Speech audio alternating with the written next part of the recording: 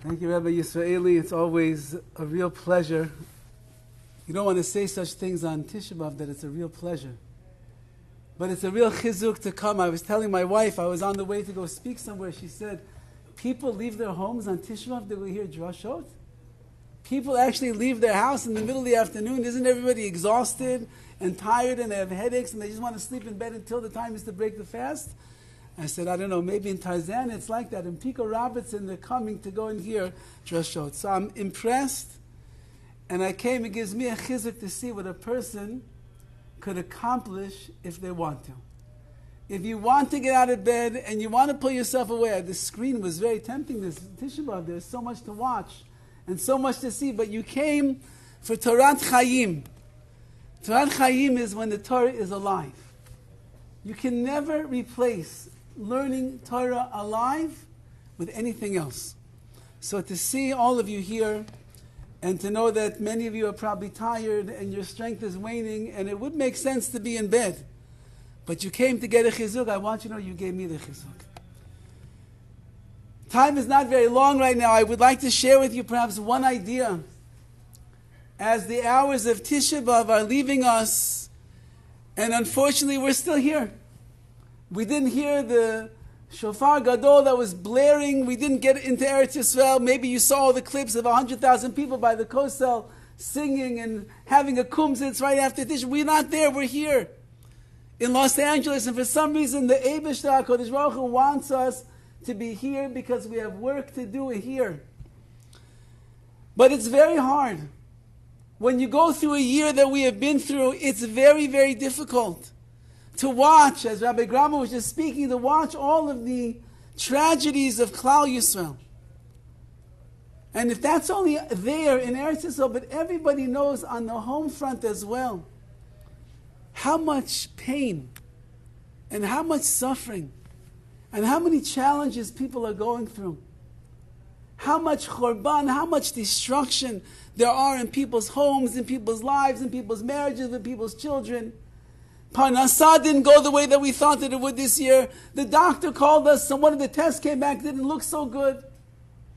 So much pain. And so much difficulty. And then we sit on the floor last night and we read Eicha. And Eicha is all about the tragedy of Klal Yisrael that Yirmiyahu Navi saw with his own eyes, the destruction of the Beit HaMikdash. But right in the middle of Eicha, I think perhaps it's maybe the middle pasuk. Yirmiyahu Navi tells us, Chesed Hashem ki lo tamnu. The chesed of Hashem never ends. Ki lo yicholu rachamav, His mercy will never be finished. We're holding in the middle of Eicha.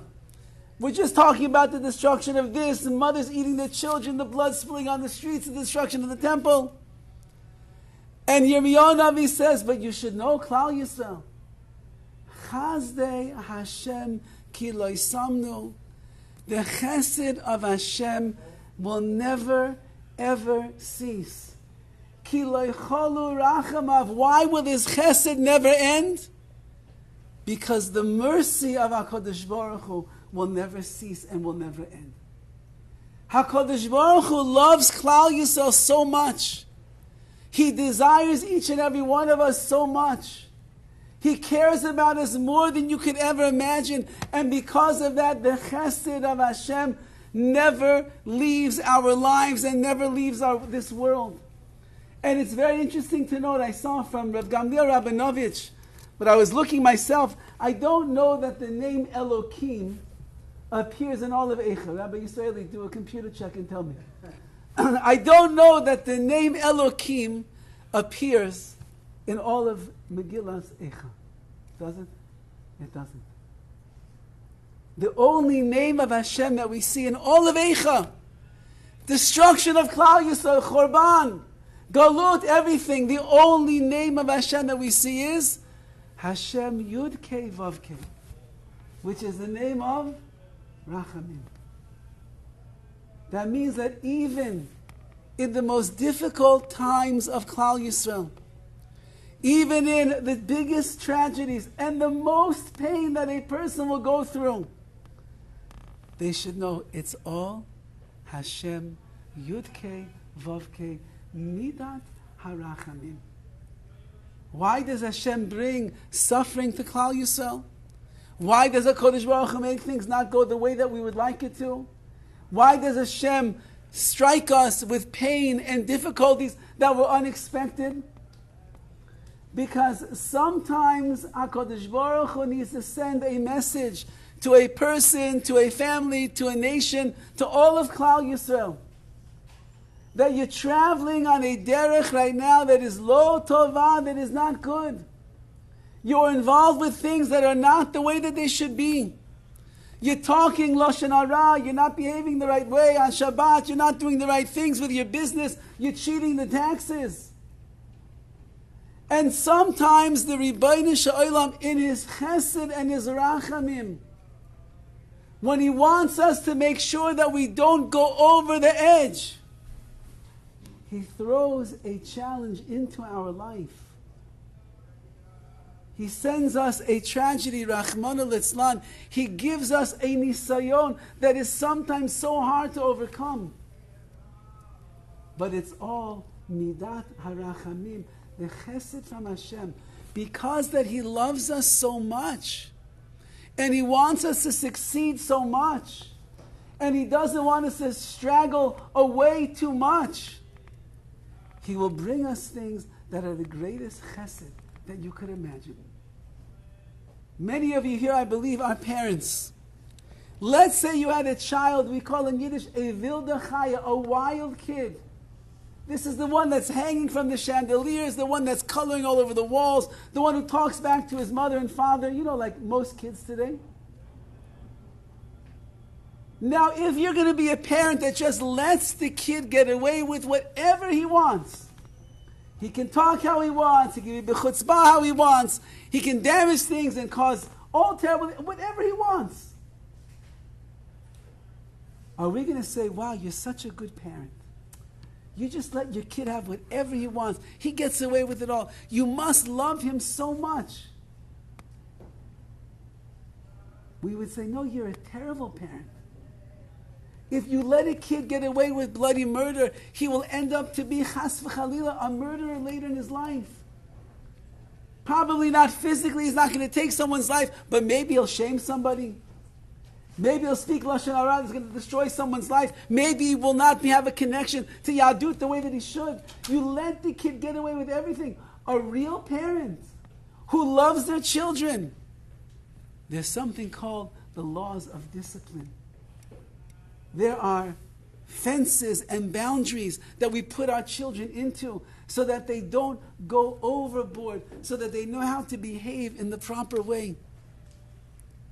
A parent who loves their child, who has mercy on their child, he will give a consequence, a punishment, and he will give a plan of action of the boundaries necessary to make sure the kid is going to grow up to be a real mensch. HaKadosh Baruch Hu is our Father in heaven. And He loves each and every one of us more than we could imagine. And when the Ribbono Shel Olam brings a punishment, when He brings a tragedy, when He brings a hardship to the person, to a family, to a community, to a nation, it is Hashem's way of telling us, I love you. And you're doing too much that you shouldn't be doing right now. We have to set up the boundaries to make sure you don't become a wilde chaya, a wild animal. So don't think I'm punishing. And don't think I'm angry. And don't even think that it's midat hadin. It's not just judgment. It's chesed. Because the mercy of HaKadosh Baruch Hu has never ended. And if there's anything that we have learned over the last 10 months of our lives, and we connect the tragedies of October 7 and Simchas Torah to every other tragedy, you know that after the Holocaust, the Jews were so broken from losing 6 million brothers and sisters. and the miracle of anyone that survived and was able to move on. Many came to Eretz Yisrael, many came to America. They rebuilt their lives, they rebuilt the Torah, they rebuilt the schools, they rebuilt our nation. They thought to themselves, you know what, maybe there should be one day that we commemorate everyone that was lost in the Holocaust. We should make a Holocaust Memorial Day, add it to the Jewish calendar, unlike any other day. Because how could we not give the proper kavod, the proper respect to the 6 million Jews that were lost? So they came to the Brisker Rav, who was the Gadol Ador at that time, in Yerushalayim Ir HaKodesh. And they asked him, Rebbe, what should we do? Shall we make a day that will commemorate all of the lives that were lost in the Holocaust? Is that the appropriate thing? And he said, take a look at Tisha B'Av. Tisha B'Av is the national day where we commemorate every tragedy that ever took place. And it starts and it ends with the Chorban Beit HaMikdash.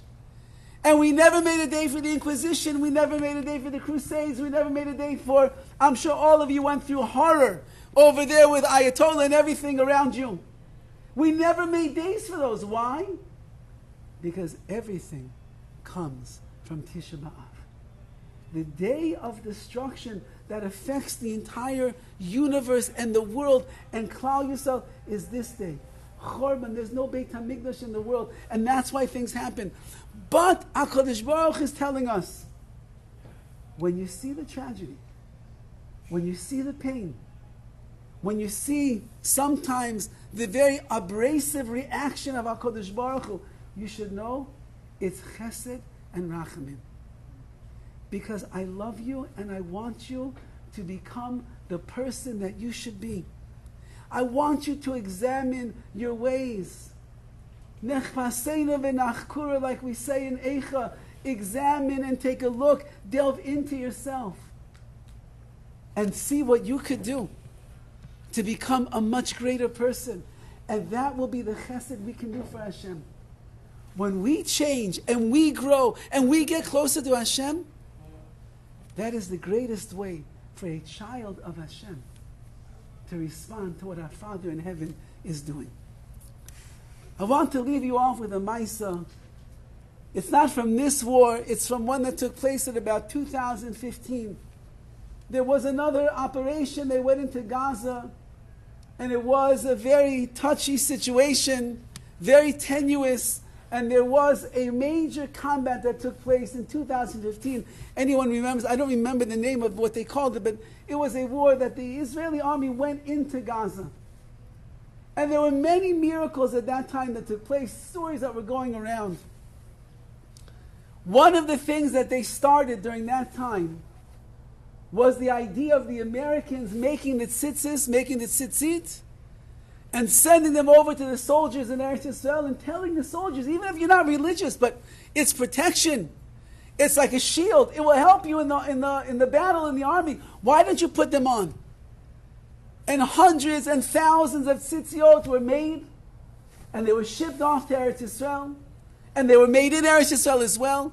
And many of the chayalim that were going into the battlefields of Gaza for the first time in their life, they put on tzitzis. So there was a certain brigade, Yahalom I think it's called. It's part of the Golani Brigade. They are some of the most expert and high-level warriors that we have in all of Klal Yisrael. And there was a mission that they had to go on. There was a big building in Gaza, and it was, as far as they knew from their intelligence, it was filled with Hamas terrorists, and they needed to go into the building and blow out all of the terrorists and get rid of each and every one of them. But the only way that they're going to be able to go in there undetected if they will dress like Hamas terrorists themselves. So they can walk the streets, they can go in, they've got the ammunition underneath, but nobody will be able to recognize them as a soldier for the IDF.